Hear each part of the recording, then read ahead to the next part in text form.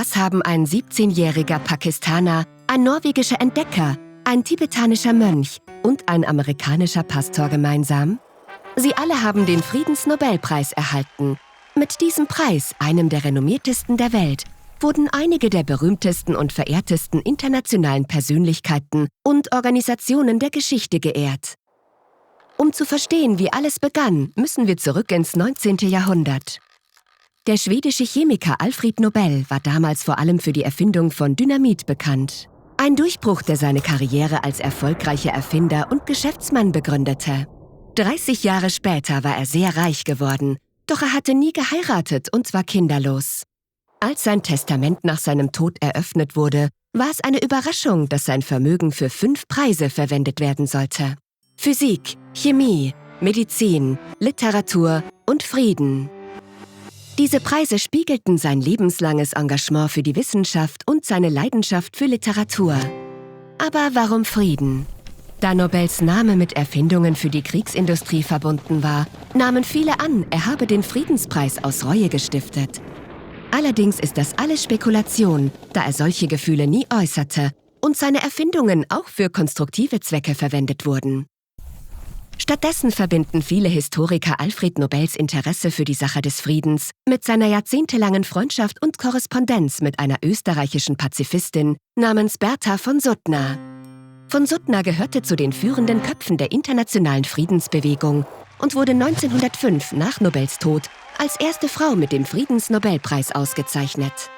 Nobels Testament gab 3 Kriterien für den Friedenspreis vor, der im Gegensatz zu den anderen schwedischen Preisen in Norwegen verliehen werden sollte. Abrüstung, Friedenskongresse und Brüderlichkeit zwischen den Nationen. Diese Standards wurden seitdem auf andere Bereiche der Friedensförderung wie Menschenrechte und Verhandlungen erweitert. Und der Preis muss nicht nur an eine Person gehen. So teilen sich 2 oder 3 Preisträger etwa 2/3 der Friedenspreise. Wie also funktioniert die Nominierung für den Preis?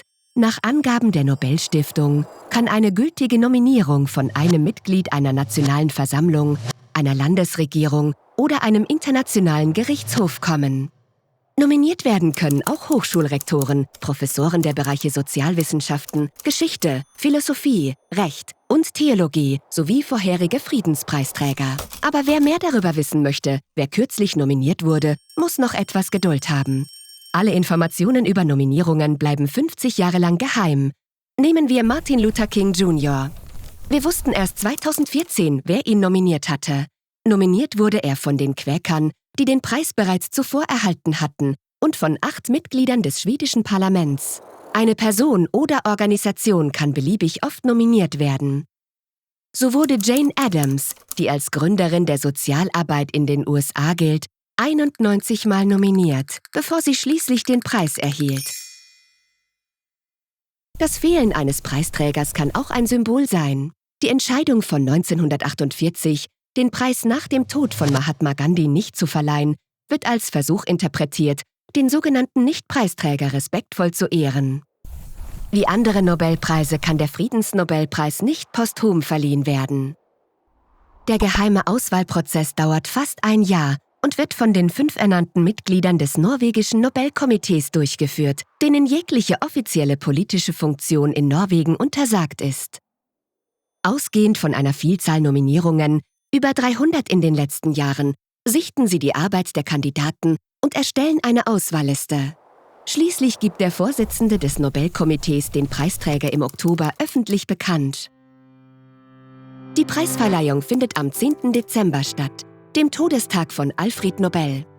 Der Preis selbst besteht aus einer Goldmedaille mit den lateinischen Worten Pro Pace et Fraternitate Gentium oder für Frieden und Brüderlichkeit der Menschen, sowie einer Urkunde und einem hohen Geldpreis. Zuletzt waren es 8 Millionen schwedische Kronen oder etwa 1 Million US-Dollar, die im Fall mehrerer Preisträger geteilt werden. Obwohl die Preisträger das Preisgeld nach Belieben verwenden können, haben es in den letzten Jahren viele für humanitäre oder soziale Zwecke gespendet. Viele Jahre wurde der Friedensnobelpreis vor allem an europäische und nordamerikanische Männer verliehen. Doch in letzter Zeit hat sich das entscheidend geändert und der Preis ist heute globaler denn je. 23 Organisationen und 103 Einzelpersonen das heißt 87 Männer und 16 Frauen, waren bisher die 126 Friedensnobelpreisträger der Geschichte. Dazu gehören Desmond Tutu für seine gewaltfreie Kampagne gegen die Apartheid in Südafrika, Jody Williams für ihre Kampagne zum Verbot und zur Räumung von Antipersonenminen, Rigoberta Menchú-Tum für ihre Arbeit für soziale Gerechtigkeit und Versöhnung auf Grundlage der Achtung der Rechte indigener Völker, Mati Ahtisaari für seine Bemühungen, internationale Konflikte in Namibia, im Kosovo und in Indonesien zu lösen, und Aung San Suu Kyi für ihren gewaltfreien Kampf für Demokratie und Menschenrechte in Myanmar. Das sind nur einige Beispiele von Menschen, die uns inspirieren, herausfordern und durch ihr Handeln zeigen, dass viele Wege zum Frieden führen. Bereit weiter zu lernen? Schau dir diese Videos an, um entweder zu hinterfragen, was du zu wissen glaubst, oder um mehr darüber zu erfahren, was du noch nicht weißt. Abonniere und bleib neugierig.